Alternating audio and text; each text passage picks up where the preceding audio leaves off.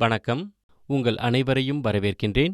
யோகா பயிற்சியினுடைய இந்த 4வது நாள் நிகழ்ச்சிக்கு இன்றைய இறுதி நிகழ்ச்சிக்கு இதில் இன்று இப்போது வரை நிகழ்த்திய பயிற்சிகளை மீண்டும் ஒரு முறை செய்வோம். அதோடு சில புதிய பயிற்சிகளைப் பற்றியும் பேசலாம். இன்றைய நிகழ்ச்சியை இப்போது பிரார்த்தனையுடன் நாம் தொடங்கலாம். பிரார்த்தனைக்காக ஏதாவது ஒரு ஆசனத்தில் அமர்ந்து கொள்ளுங்கள்.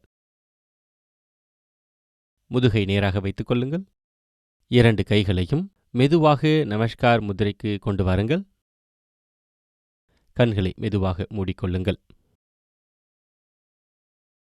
ஒருமுறை நீண்ட ஆழ்ந்த மூச்சை விடுங்கள். மெதுமெதுவாக மூச்சை வெளியே விடுங்கள். பிரார்த்தனைக்காக சுவாசத்தை நன்கு இழுத்துக் கொள்ளுங்கள்.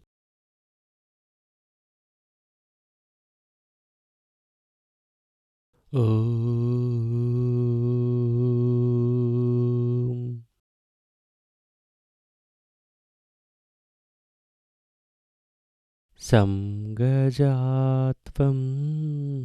சம்பதாத்வம் சம்போ மனாசி ஜானேதா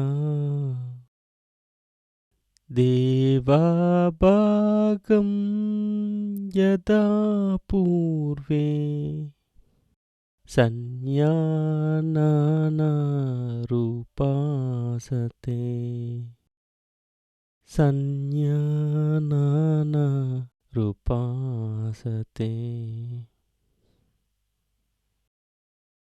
கைகளை மெதுவாக உங்கள் முகத்தில் வைத்துக் கொள்ளுங்கள். மெதுவாக உங்களுடைய கண்களை திறந்து கொள்ளுங்கள். கைகளை பழைய நிலைக்கு கொண்டு வாருங்கள்.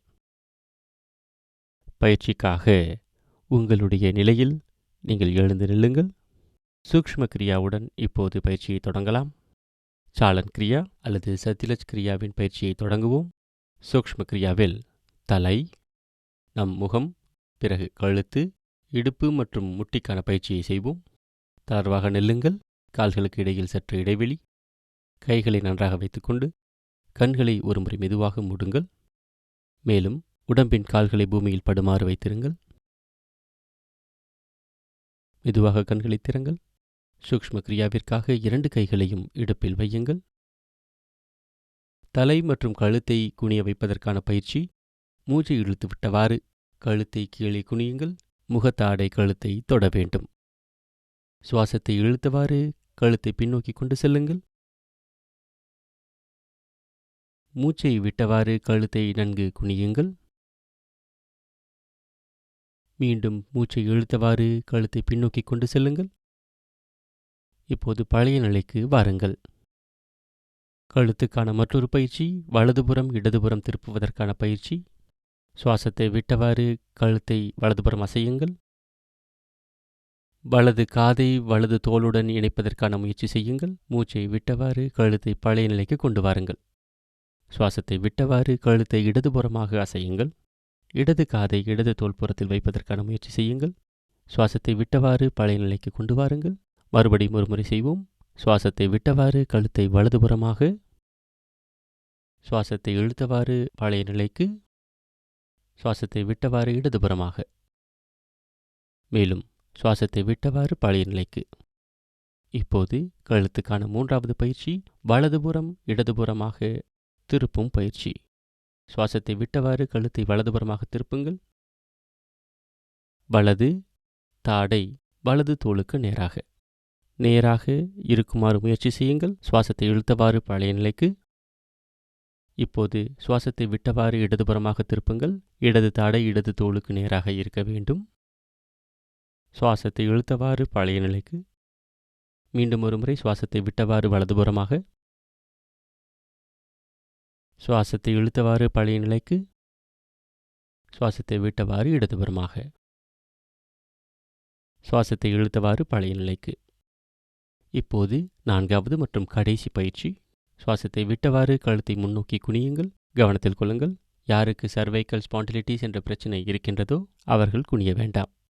மேலும் கழுத்து தொடர்பான பிரச்சனை இருக்கக்கூடிய நபர்கள் இதை மிகவும் கவனமாக செய்ய வேண்டும். சுவாசத்தை இழுத்தவாறு கழுத்தை வலதுபுறமாக திருப்பி நீங்கள் சுழற்றுங்கள். சுவாசத்தை விட்டவாறு கழுத்தை நன்கு சுழற்சி செய்யுங்கள். மீண்டும் ஒரு முறை செய்யலாம். சுவாசத்தை இழுத்தவாறு கழுத்தை சுழற்றுங்கள்.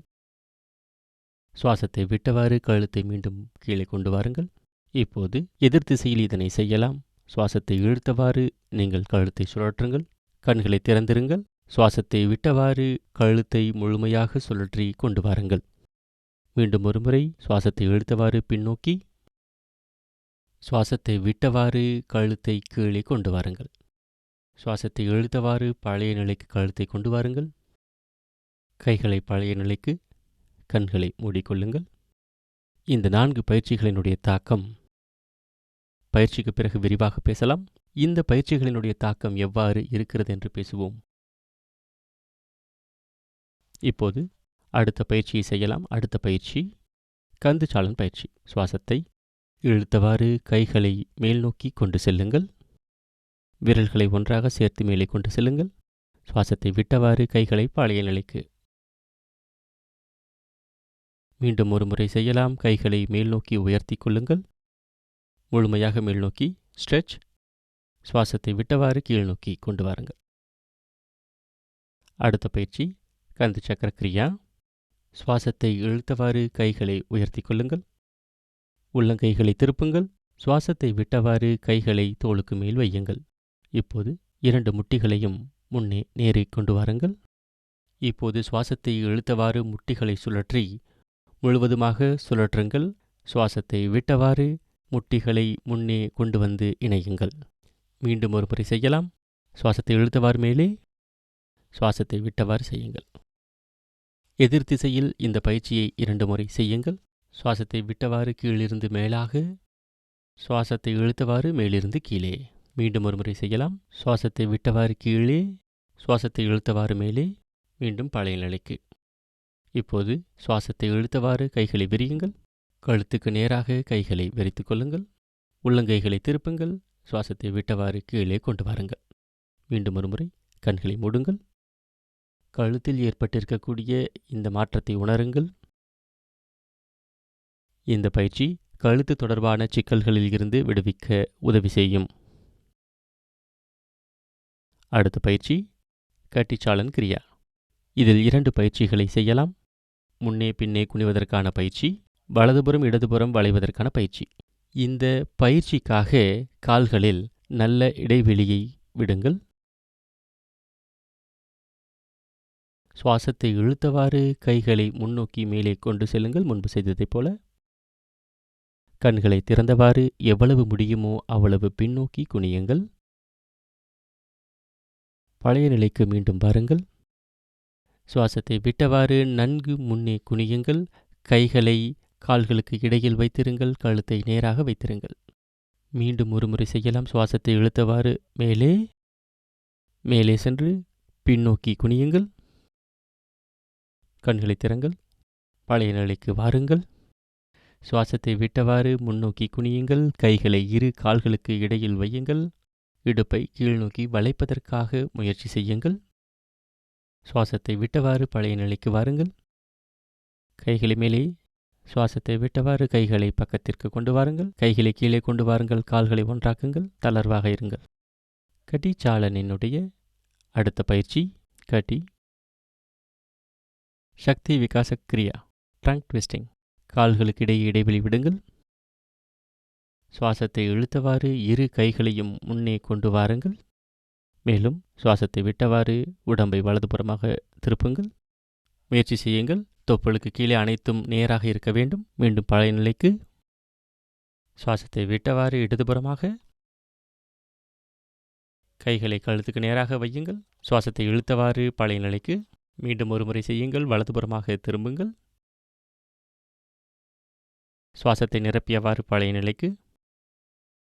சுவாசத்தை விட்டவாறு இடதுபுறமாக. சுவாசத்தை இழுத்தவாறு மெதுமெதுவாக பழைய நிலைக்கு வாருங்கள். கைகளை கீழே கொண்டு வாருங்கள். கால்களை இணையுங்கள். மேலும் தளர்வாக இருங்கள். கண்களை மூடியவாறு நீங்கள் செய்த இந்த பயிற்சிகளை, அதன் தாக்கத்தை நீங்கள் உணருங்கள். இப்போது நாம் அடுத்த பயிற்சியை தொடங்குவோம். குட்னேகா சாலன் கிரியா. இவற்றை நாம் தொடங்குவோம். இந்த பயிற்சிக்காக கால்களை அகற்றி வைத்துக் கொள்ளுங்கள். சுவாசத்தை இழுத்தவாறு இரு கைகளையும் முன்னோக்கி நேராக கொண்டு வாருங்கள். உள்ளங்கைகளை திருப்பி வைத்துக் கொள்ளுங்கள். சுவாசத்தை விட்டவாறு முழங்காலை மடக்கி உட்காரும் நிலைக்கு வாருங்கள். முழங்காலில் யாருக்காவது பிரச்சனை இருந்தால் அவர்கள் மிகவும் கவனமாக செய்யுங்கள், அல்லது யோகா பயிற்சியாளரின் மேற்பார்வையுடன் செய்யுங்கள். சுவாசத்தை விட்டவாறு பழைய நிலைக்கு, சுவாசத்தை விட்டவாறு உட்காரும் நிலைக்கு, சுவாசத்தை விட்டவாறு பழைய நிலை. மெதுவாக கைகளை கீழே இறக்குங்கள், கால்களை ஒன்றாக்குங்கள். பயிற்சியின் தாக்கத்தை உணருங்கள்.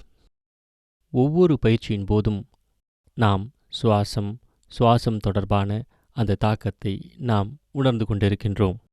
பயிற்சிக்கு பிறகும் கூட இதனுடைய தாக்கத்தை நாம் உணர்வோம். இதன் மூலமாக பயிற்சியை ஆழமாக நம்மால் செய்ய முடியும்.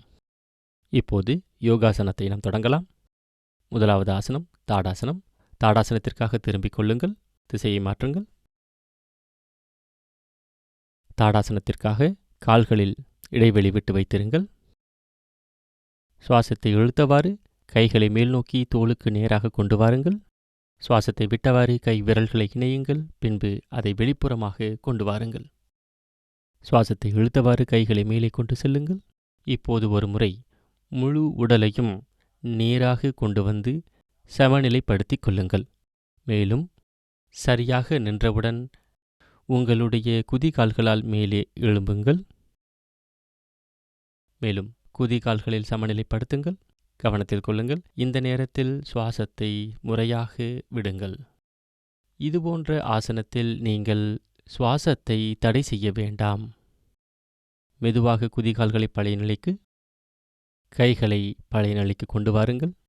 மேலும் கைகளை கீழே கொண்டு வந்தவுடன் நீங்கள் ஓய்வாக இருங்கள். தாடாசனம் உடலில் முதுகுத்தண்டை வலிமைப்படுத்த உதவுகிறது. தாடாசனம் உடம்பில் சமநிலையை கொண்டுவர உதவி செய்கிறது. இப்போது அடுத்த பயிற்சியை தொடங்கலாம். அடுத்த பயிற்சி அர்த்த சக்கராசன். கால்களில் இடைவெளி விட்டு நில்லுங்கள். ஒருவேளை பின்னால் வளையும் போது உங்களை சமநிலைப்படுத்திக் கொள்ள முடியவில்லை என்று சொன்னால் கால்களில் இடைவெளியை அதிகரிக்கலாம். இப்போது 2 கைகளையும் இடுப்பில் வையுங்கள். முட்டியை சமமாக வைத்திருங்கள். சுவாசத்தை இழுத்தவாறு மெதுவாக பின்னோக்கி வளையுங்கள். சுவாசத்தை விட்டவாறு மெதுவாக பின்னோக்கி வளைய முயற்சி செய்யுங்கள். கவனத்தில் கொள்ளுங்கள், கண்கள் திறந்திருக்க வேண்டும், முட்டி நேராக இருக்க வேண்டும். மேலும் இயல்பாக சுவாசத்தை விடுவதற்கு முயற்சி செய்யுங்கள். சுவாசத்தை நிறுத்துவதற்காக முயற்சி செய்ய வேண்டாம். அதே நிலையில் இருங்கள். அர்த்த சக்கராசன். மெதுமெதுவாக மூச்சை இழுத்தவாறு பழைய நிலைக்கு வாருங்கள். மேலும் கைகளையும் கீழே கொண்டு வாருங்கள். ஓய்வாக இருங்கள். அர்த்த சக்கராசன் உடம்பில் நெகிழ்வுத்தன்மையை கொண்டு வருகிறது. மேலும் நுரையீரலின் சக்தியை அதிகரிக்கிறது. இப்போது அடுத்த பயிற்சியை தொடங்கலாம். இந்த பயிற்சியானது உட்கார்ந்து கொண்டு செய்யக்கூடியது. இதில் தினசரி வாழ்க்கையின் சில ஆசனங்களை உங்களுக்கு தொடர்ந்து சொல்கின்றோம். முழுமையான யோகா பயிற்சிகளை உங்களுக்கு அடுத்த பகுதியில் சொல்கின்றோம். மெதுவாக உட்காருங்கள். அடுத்த பயிற்சிக்கு தண்டாசனத்தில் 2 கால்களையும் இணையுங்கள். கைகளை தொடைகளுக்கு பக்கத்தில் வையுங்கள். கால்களை நேராக வையுங்கள். இந்த நிலை தண்டாசனத்தின் நிலையாகும். இப்போது வஜ்ராசனத்தை நோக்கி செல்வோம். வலது காலை மடக்குங்கள்.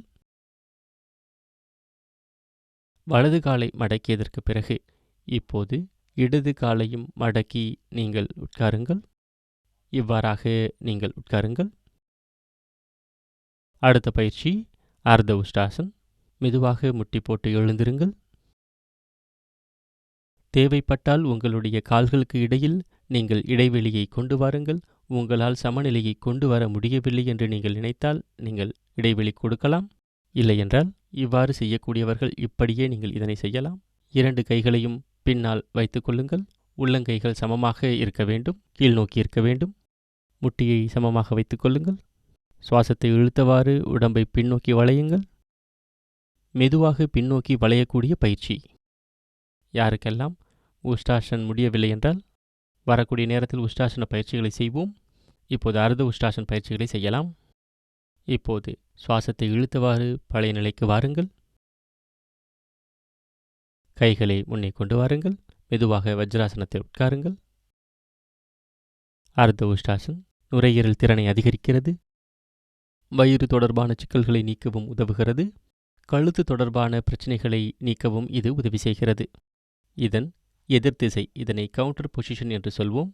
ஷஷகாசன். ஷஷகாசனத்திற்காக முட்டியில் சற்று இடைவெளி விடுங்கள். 2 கைகளையும் முட்டிக்கு நடுவில் வையுங்கள். சுவாசத்தை இழுத்து கைகளை நீட்டுங்கள். சுவாசத்தை இழுத்தவாறு கைகளை மெதுவாக முன்னோக்கி கொண்டு செல்லுங்கள். இடுப்பை நேராக வையுங்கள். உங்களுடைய முக தாடை மற்றும் மார்பு பகுதி இந்த ஆசனத்தில் நேராக தொடுவதற்கு முயற்சி செய்யுங்கள். இந்த நிலை ஷஷகாசன் என்று அழைக்கப்படுகிறது. உங்களால் முடியும் என்று சொன்னால் உங்கள் திறன்களுக்கு ஏற்றவாறு முன்னே நீங்கள் செல்லுங்கள். முட்டியில் யாருக்காவது சிக்கல் இருக்கிறது என்று சொன்னால் அவர்கள் இந்த ஆசனத்தை செய்ய வேண்டாம். இப்போது ஷஷகாசனத்தில் சாதாரண இயல்பு நிலையில் சுவாசத்தை விட்டவாறு இருங்கள். இழுத்து விடக்கூடிய சுவாசத்தை அனுபவியுங்கள். கழுத்து, இடுப்பில் நிகழக்கூடிய தாக்கத்தை உணருங்கள். மெதுமெதுவாக சுவாசத்தை விட்டவாறு பழைய நிலைக்கு வாருங்கள். கைகளை கொண்டு 2 முட்டிகளையும் ஒன்று சேருங்கள். மீண்டும் வஜ்ராசனத்திற்கு வாருங்கள். இப்போது நாம் அடுத்த பயிற்சிகளையும் தொடர்ந்து நாம் செய்வோம். வயிற்று பகுதியில் படுத்துக்கொள்ளுங்கள். இப்போது வயிற்று பகுதியில் படுத்துக்கொண்டு செய்யக்கூடிய யோகாசனமாகும். படுத்துக்கொண்டு செய்யக்கூடிய இந்த ஆசனத்தில் இப்போது நாம் மகராசனத்தை பயிற்சி செய்வோம். உள்ளங்கைகளுக்கு மேல் உள்ளங்கைகளை வையுங்கள். 2 கால்களுக்கு இடையில் இடைவெளியை விடுங்கள். குதிகால்களை வெளிப்புறமாக வையுங்கள். உள்ளங்கைகளுக்கு மேலே வலது அல்லது இடது கன்னத்தை வையுங்கள். ஓய்வாக இருங்கள். இந்த நிலையில் இடுப்பு, உடம்பு தளர்வாக இருக்க வேண்டும். விடக்கூடிய இழுக்கக்கூடிய மூச்சை உணருங்கள். இது நுரையீரல் திறனை அதிகரிக்க உதவுகிறது. மேலும் உடம்பை தளர்வாக்கவும் பயன்படுகின்றது. உடம்பை தளர்வாக வைத்திருக்க உதவுகிறது மக்கராசனம். இப்போது நாம் அடுத்த பயிற்சியை செய்வோம். பயிற்சியினுடைய அடுத்த ஆசனம் சரல் புஜங்காசனம். 2 கால்களையும் இணையுங்கள். 2 கைகளையும் முன்னோக்கி நீட்டுங்கள். உடம்பை நேராக்குங்கள். இப்போது சுவாசத்தை விட்டவாறு கைகளை பக்கத்தில் கொண்டு வாருங்கள். முட்டியை தரையில் உடம்புக்கு பக்கத்தில் வையுங்கள். உடம்பின் அனைத்து பகுதியும் நேராக இருக்க வேண்டும். கைகள் நேராக, கால்கள் இணைத்து சுவாசத்தை இழுத்தவாறு மெதுமெதுவாக தலை, மார்பு பகுதி, 2 கழுத்து, எவ்வளவு முடியுமோ அவ்வளவு நீங்கள் உயர்த்துங்கள். இந்த நிலையில் சாதாரணமாக இயல்பாக நீங்கள் மூச்சு விடுங்கள். பயிற்சி செய்பவர்களுக்கு கழுத்தில் சிக்கல் இருந்தால் இந்த பயிற்சியை கவனமாக செய்யுங்கள். இந்த ஆசனம் கழுத்து தொடர்பான வலிகளில் இருந்து விடுபட உதவி செய்கிறது. சுவாசத்தை விட்டவாறு மெதுவாக பழைய நிலைக்கு வாருங்கள். மேலும் மகராசனத்தில் ஓய்வாக இருங்கள். இப்போது சாதாரண இயல்பு நிலையில் மூச்சுவிட்டு இயல்பான சுவாசத்துடன் உடம்பை தளர்வாக வையுங்கள். மேலும் சரல் புஜங்காசனத்தின் தாக்கத்தை உணருங்கள். இப்போது அடுத்த பயிற்சியை நோக்கி செல்லலாம். அடுத்த பயிற்சி இயல்பாக படுத்துக்கொண்டு செய்யக்கூடிய பயிற்சிகளில் ஒன்று பவன் முக்தாசன். திரும்பிக் கொண்டு மெதுவாக இயல்பு நிலையில் படுங்கள். முதலில் படுத்துக்கொண்டு உடம்பை தளர்வாக வைத்திருங்கள். இப்போது பவன் முக்தாசனத்திற்கு தயாராக இருங்கள். 2 கால்களையும் இணையுங்கள். கைகளை நேராக வைத்திருங்கள். கைகளை தொடைக்கு அருகில் வைத்திருங்கள். உள்ளங்கைகள் தரையை நோக்கி இருக்க வேண்டும். சுவாசத்தை இழுத்தவாறு 2 கால்களையும் நேராக தூக்குங்கள். முட்டியை மடக்க வேண்டாம். முழுவதுமாக 90 டிகிரி வரை. இப்போது சுவாசத்தை விட்டவாறு கால்களை இறக்கி கீழே கொண்டு வாருங்கள். சுவாசத்தை இழுத்தவாறு உள்ளங்கைகளை ஒன்றாக இணைத்து முட்டியின் நடுப்பகுதியில் பிடித்து கொள்ளுங்கள். ஒருமுறை நன்றாக ஆழ்ந்து மூச்சு விடுங்கள். சுவாசத்தை விட்டவாறு மெதுவாக தலையை மேலே கொண்டு வாருங்கள். முட்டிக்கு நடுவில் உங்கள் தலையை வையுங்கள். இதுதான் பவன் முக்தாசனத்தினுடைய முழுமையான நிலையாகும். கவனத்தில் கொள்ளுங்கள். கழுத்து தொடர்பான சிக்கல் இருப்பவர்கள் தலையை உயர்த்த வேண்டாம். உள்ளங்கையை வெளிப்புறமாக வைத்திருக்க வேண்டும். பவன் முக்தாசனத்தை திறனுக்கு ஏற்றவாறு செய்யுங்கள். இப்போது மூச்சு விடுவது இழுப்பது சமமாக இருக்க வேண்டும். இழுத்து விடக்கூடிய மூச்சை உணருங்கள். இப்போது மெதுவாக சுவாசத்தை விட்டவாறு கழுத்தை பழைய நிலைக்கு கொண்டு வாருங்கள். கைகளை பழைய நிலைக்கு. சுவாசத்தை இழுத்து 2 கால்களையும் உயர்த்துங்கள். எப்படி நாம் செய்தோமோ அப்படியே நாம் மீண்டும் சுவாசத்தை விட்டவாறு 2 கால்களையும் கீழே இறக்குங்கள். மேலும் தளர்வாக இருங்கள். இங்கே நாம் பவன் முக்தாசன் பயிற்சியை செய்தோம். இப்போது நாம் செய்ய இருக்கக்கூடிய அடுத்த பயிற்சியானது, இது உடம்பை ஆழ்ந்த அமைதியை நோக்கி கொண்டு செல்லக்கூடியது, ஷவாசன். நம்முடைய இறுதி ஆசனமாக இது இன்று இருக்கும். ஷவாசனத்திற்கு குறைந்தது கால்களில் 15 முதல் 15 இன்ச் இடைவெளி, சற்று இடைவெளி விடுங்கள். தொடைகளில் இருந்து கைகள் சற்று விலகி இருக்க வேண்டும். உள்ளங்கைகள் வெளிப்புறமாக திறந்திருக்க வேண்டும். மிகவும் இறுக்கமாக உள்ளங்கைகளை வைத்திருக்க வேண்டாம், தளர்வாக விடுங்கள். கண்கள் திறந்திருந்தால் கண்களை மெதுவாக மூடிக்கொள்ளுங்கள். இப்போது உடம்பை தளர்வாக இருக்க விடுங்கள். உடம்பை ஒரு முறை பாருங்கள். அனைத்து பகுதிகளும் மிகவும் தளர்வாக இருக்க வேண்டும். இல்லை என்று சொன்னால் உடம்பின் பாகத்தை தளர்வாக வைத்திருங்கள். இப்போது உங்கள் உடம்பின் முக்கிய பாகங்களை கவனியுங்கள். கால்களை கவனியுங்கள். கால்களில் ஏதாவது சிக்கல், வலி இருந்தால் அதை தளர்வாக விடுங்கள். தளர்வாக இருக்க வையுங்கள். மெதுவாக இந்த கவனத்தை உடம்பின் மையப்பகுதிக்கு கொண்டு வாருங்கள். மேலும் உடம்பின் மையப்பகுதி தளர்வாக இருக்க விடுங்கள். வயிற்று பகுதியை உணருங்கள்.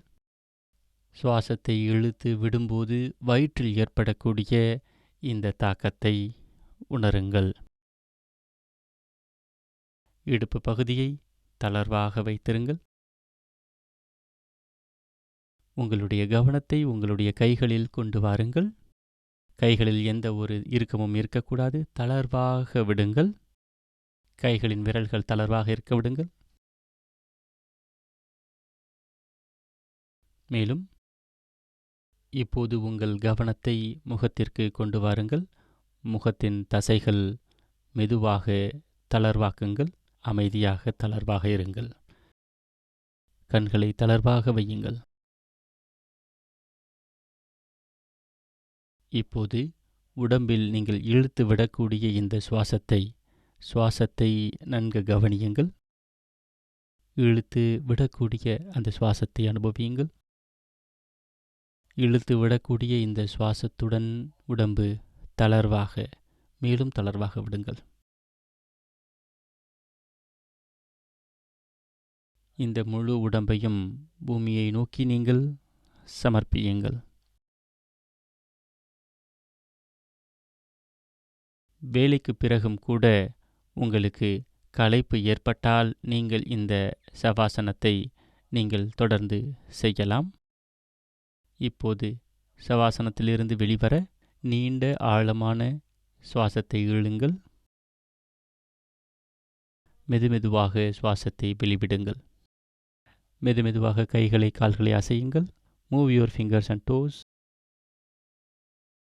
மெதுவாக 2 கால்களையும் இணையுங்கள். இப்போது நீங்கள் திரும்புங்கள். எந்த திசையில் திரும்புகிறீர்களோ அந்த திசையின் கையை தலையணையாக வைத்துக் கொள்ளுங்கள். 2-3 சுவாசத்தை இழுத்து விடுங்கள். இப்போது கைகளின் உதவியோடு உங்களுடைய இடத்தில் நீங்கள் அமருங்கள்.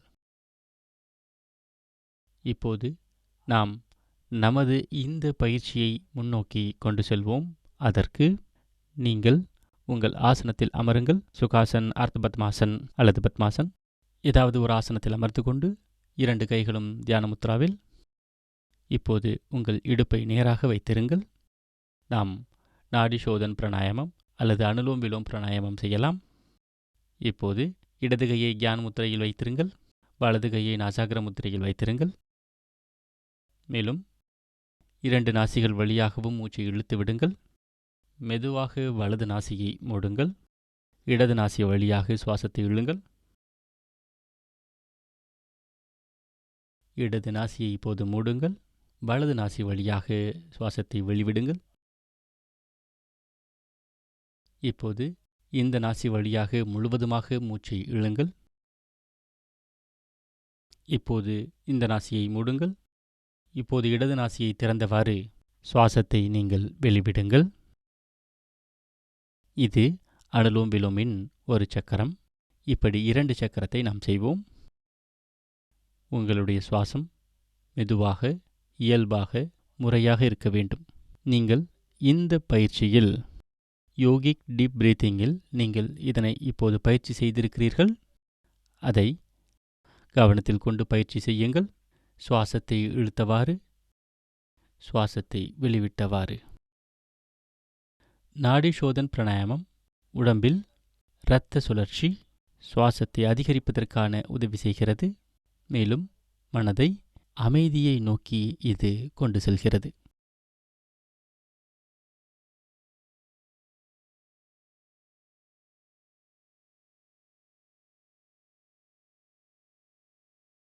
நாடி சோதன் பிராணாயாமம். நீங்கள் உங்கள் வலது நாசி வழியாக சுவாசத்தை இழுத்து கைகளை பழைய நிலைக்கு கொண்டு வாருங்கள். இந்த தாக்கத்தை நீங்கள் உணருங்கள். Feel the impact.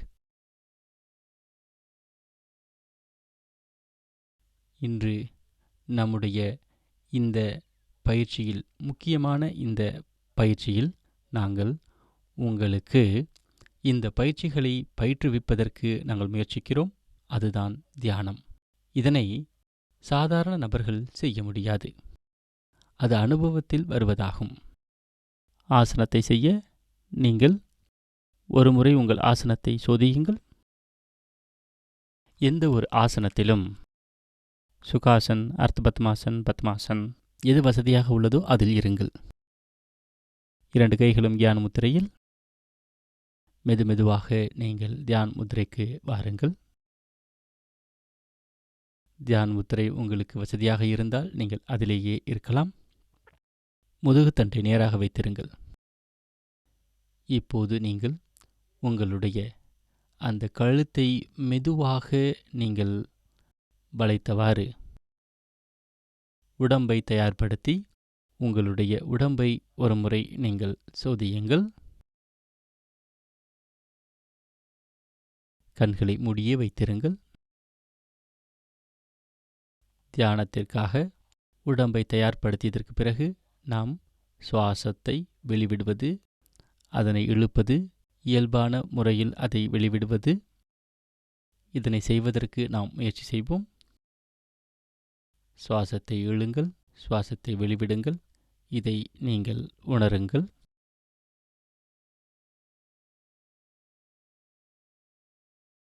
உடம்பு, சுவாசம், சுவாசத்திற்கு பிறகு உடம்பின் பகுதிகளை நீங்கள் கவனியுங்கள். இப்போது உடம்பில் இருக்கக்கூடிய இந்த உணர்வுகளை எந்த விதமான உணர்வுகளாகவும் இருக்கலாம். அது வலியாக இருக்கலாம், கனமாக இருக்கலாம், வெப்பம், குளிர்ச்சி, எந்த உணர்வோ அதனை நீங்கள் உணருங்கள்.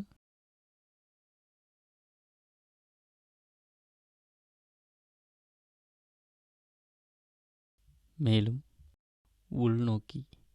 உள்நோக்கி செல்லும் உணர்வு.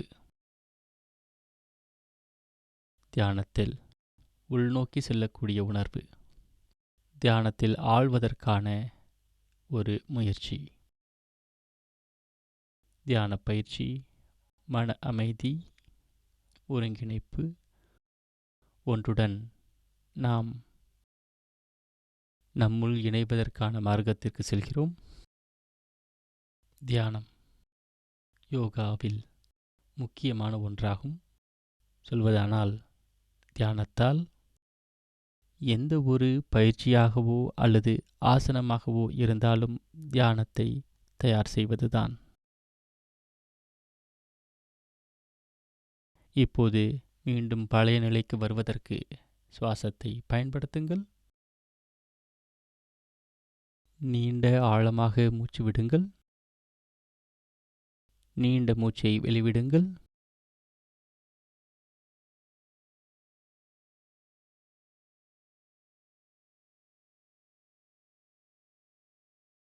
கட். இங்கேயே இருங்கள். அந்த புத்தகத்தை கொடுங்கள் எனக்கு. Thank you sir. இதுதான் இறுதி.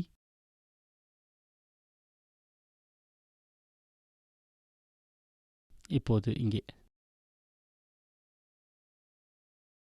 சரியா? இப்போது மனதிற்கு உள்ளாக உறுதியாக இருங்கள். நாம் நம்முடைய மனதை எப்போதும் சமநிலையில் வைத்திருக்க வேண்டும். இதில்தான் நமது சுய வளர்ச்சி என்பது உண்டு. நான் சுயமாக, குடும்பத்திற்காக, வேலைக்காக, சமூகத்திற்காக, உலகத்திற்காக அமைதி, ஆனந்தம், சுவாசம் தொடர்பாக பிரச்சாரம் செய்ய தயாராக உள்ளேன். இப்போது மெதுவாக சாந்தி பாட்டிற்காக கைகளை நமஸ்கார் முத்திரைக்கு கொண்டு வாருங்கள்.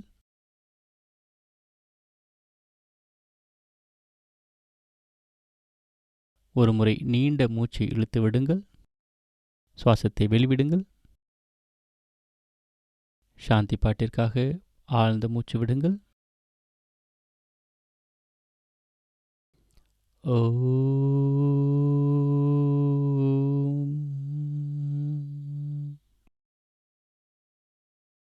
सर्वे पवन्तु सुखिनः सर्वे सन्तु निरामया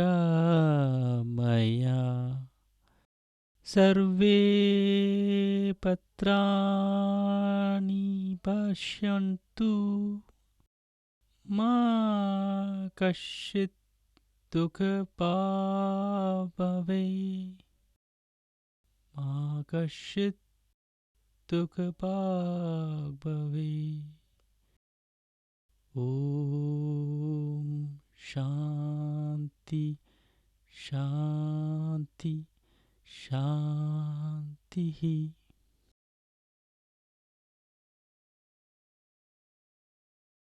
மெதுவாக கண்களை மூடியவாறு உள்ளங்கைகளை முகத்திற்கு கொண்டு வாருங்கள். கைகளை அங்கே வைத்து கண்களை திறந்து கொள்ளுங்கள். நன்றி. இன்று 4ஆம் நாள் நிகழ்ச்சியானது இன்று இங்கு முடிவடைகிறது. இப்போது நாம் அடுத்து பாரத திவசிய நிகழ்ச்சிக்கு நாம் முன்னேறுவோம். எங்களுடன் இணைந்து இந்த யோகா பயிற்சிகளை நீங்கள் செய்திருப்பீர்கள், அதனை கற்றுக்கொண்டு அதன் தகவல்களை தெரிந்திருப்பீர்கள் என்று நாங்கள் நம்புகின்றோம். இதன் மூலம் யோகாவை நீங்கள் பின்பற்றி ஆரோக்கிய வாழ்வை வாழலாம். நன்றி. ஜெய்ஹிந்த், ஜெய் பாரத்.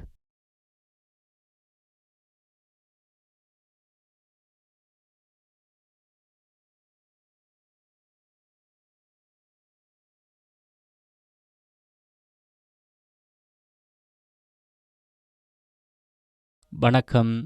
உங்கள் அனைவரையும் வரவேற்கின்றோம். யோகா நிகழ்ச்சியான 4வது நாள் வியாக்கியான் நிகழ்ச்சியில் இன்று இதை பற்றி தெரியாதவர்கள் யாரும் இருக்க முடியாது. யோகாவை பற்றி தெரியாதவர்கள், அதை உணராதவர்கள் யாரும் இருக்க முடியாது. இன்று உலகம் முழுவதும் யோகா பயிற்சி மிகவும் சிறப்பாக நடந்து வருகிறது. இதனுடைய வெற்றிக்கு முக்கிய பங்காற்றுவது சர்வதேச யோகா தினத்திற்கு உண்டு. சர்வதேச யோகா தினத்தை பற்றி அந்த தகவல்களை இன்று இந்த வியாக்கியானத்தில் உங்களுக்கு சொல்கின்றோம். இந்த சர்வதேச யோகா தினத்தில் எவ்வாறாக இது வடிவமைக்கப்பட்டிருக்கிறது என்பதை பற்றியும் அதை பற்றி தெரிந்து கொள்வோம். வாருங்கள், முதலில் பிரார்த்தனையோடு தொடங்குவோம். 2 கைகளையும் நமஸ்கார் முத்திரையில் கொண்டு வாருங்கள். கண்களை மெதுவாக மூடிக்கொள்ளுங்கள். நன்கு மூச்சு விடுங்கள். பிரணவ் அக்ஷரை நாம் செய்யலாம்.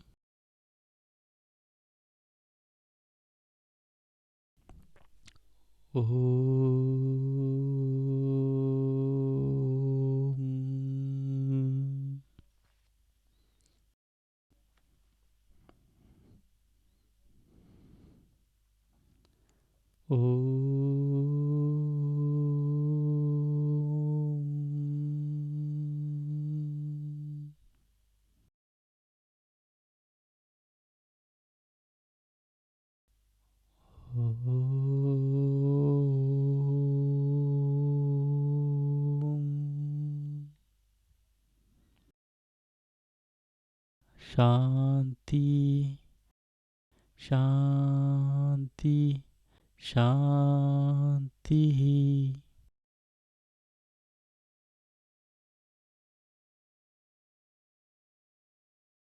மெதுவாக உங்களுடைய கண்களை திறந்து கொள்ளுங்கள். மீண்டும் ஒரு முறை உங்களை மகிழ்ச்சியுடன் வரவேற்கிறேன். நாம் சர்வதேச யோகா தினத்தை பற்றி பேசிக் கொண்டிருக்கிறோம். வாருங்கள் தெரிந்து கொள்ளலாம், எப்படி சர்வதேச யோகா தினமானது கொண்டாடப்படுகிறது என்று. மாண்புமிகு பிரதமர் ஸ்ரீ நரேந்திர மோடி அவர்களால் 27 செப்டம்பர் 2014 ஐக்கிய நாடுகள் சபையில் அதாவது யுனைடெட் நேஷன்ஸ் ஜெனரல் அசெம்பிளியில் உரையாற்றிய போது மாண்புமிகு பிரதமர் சர்வதேச யோகா தினத்தை கொண்டாடுவதற்கான கோரிக்கையை விடுத்தார்.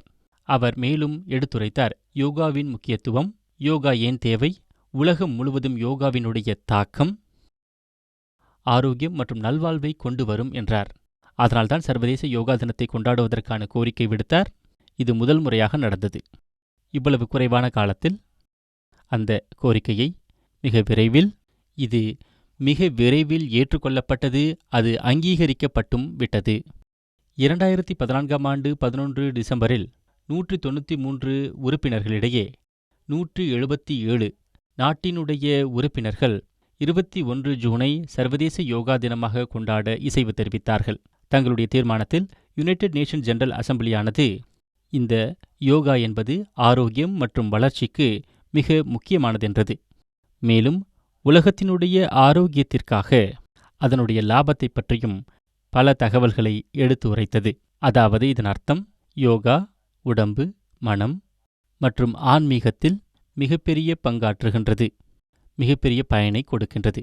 ஆயுஷ் அமைச்சகத்தின் மூலமாக ஒரு குழு உருவாக்கப்பட்டு அந்த குழுவில் சர்வதேச யோகா தினத்தில் முழு உலகத்திலும் ஒரே மாதிரியான பயிற்சிகளை நடத்துவது என்று. இந்த குழுவில் உலகம் முழுவதும் உள்ள பிரபலமான யோகா ஆர்வலர்கள், யோகா குருக்கள் அனைவரும் இணைந்து மற்றும் யோகா நிபுணர்களால் ஒரு சாதாரண யோகா பயிற்சி உருவாக்கப்பட்டது. இதை நாம் காமன் யோகா புரோட்டோகால் என்று அழைக்கின்றோம். முதல் ஆண்டு காமன் யோகா புரோட்டோகால் 35 நிமிடங்கள் இருந்தது. அடுத்த ஆண்டுகளில் 45 நிமிடங்களாக வரையறுக்கப்பட்டது. வாருங்கள், அதனை நாம் இப்போது புரிந்து கொள்வோம். என்னென்ன இதில் இணைக்கப்பட்டிருக்கிறது, யோகா நிபுணர்களின் மூலமாக இந்த யோகா பயிற்சி வரையறுக்கப்பட்டுள்ளது என்பதை பார்ப்போம். முதலாவதாக குறிப்பிடப்பட்டுள்ளது பிரார்த்தனை. இதை பற்றி குறிப்பிடப்பட்டுள்ளது, பிரார்த்தனை மூலமாக யோகா பயிற்சி தொடங்கப்படுகிறது. இதில் இந்த பிரார்த்தனை ஆனது இந்த பயிற்சியில் மிக முக்கியமான பங்களிப்பை கொண்டிருக்கின்றது. உங்களுக்கு பிரார்த்தனையில் நம்பிக்கை இல்லை என்று சொன்னால் சில தருணங்கள் அமைதியாக இருந்து உங்கள் சுவாசத்தை நீங்கள் கவனிக்க வேண்டும். முக்கிய அம்சம் என்னவென்றால், நாம் அமைதியாக இருந்து அமைதியான சூழலில் பயிற்சியின் அடுத்த கட்டத்திற்கு நம்மை தயார்படுத்திக் கொள்ள வேண்டும். மனதை நிலைப்படுத்தி கொண்டு பயிற்சியின் அடுத்த பகுதிக்கு நாம் தயாராக வேண்டும். பிரார்த்தனைக்காக ஏதாவது ஒரு ஆசனத்தில் நீங்கள் அமர்ந்து கொள்ளலாம். சுகாசன், பத்மாசன், அர்த்த பத்மாசன் அல்லது வஜ்ராசன், எது வசதியாக உள்ளதோ அதை நீங்கள் பயன்படுத்தலாம். யோக பயிற்சியில் நீங்கள் லாபத்தை பெறுவதற்கு இந்த பயிற்சியை நீங்கள் செய்யலாம். அதற்கு பிறகு யோகிக் சூக்ஷ்ம வியாயாம் பற்றி சொல்லப்பட்டுள்ளது. யோகிக் சூக்ஷ்ம வியாயாம் யோகாவிற்காக தியானேந்திர வம்சாரி முழு உலகத்திற்கும் வழங்கிய பங்களிப்பு என்று சொல்லலாம். மேலும் பிற உலக குருக்கள் மூலமாகவும் இந்த பயிற்சியில் சில மாற்றங்கள் செய்யப்பட்டு இதில் 4 இணைப்புகளோடு இந்த பயிற்சி உருவாக்கப்பட்டுள்ளது. கழுத்துக்கான பயிற்சி, தோளுக்கான பயிற்சி, இடுப்புக்கான பயிற்சி, முட்டிக்கான பயிற்சி. இந்த 4 பயிற்சிகளையும் இணைக்கப்பட்டுள்ளது சூக்ஷ்ம வியாயாம் பயிற்சியில். அதை நாம் சூக்ஷ்ம கிரியா, ஷீத்ரீகரன் கிரியா அல்லது சடிலஜ் கிரியா என்றும் அழைக்கப்படுகின்றது.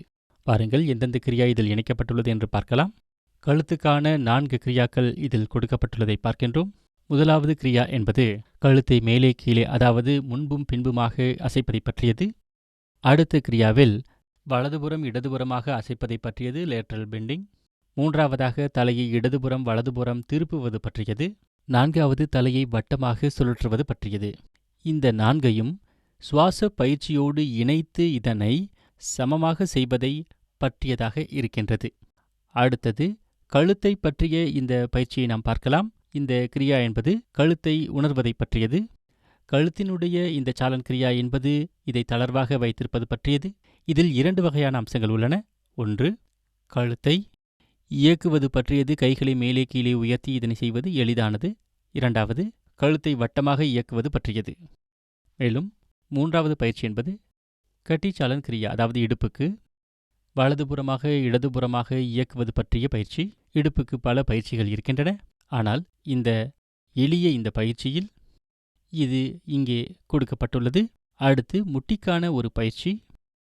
முட்டியின் இணைப்புகளை வலுவாக்குவதற்கு இந்த அனைத்து பயிற்சிகளும் பிற பயிற்சிகளை முன்னெடுத்துச் செல்வதற்கு அடுத்து என்ன பயிற்சி, வாருங்கள் பார்க்கலாம்.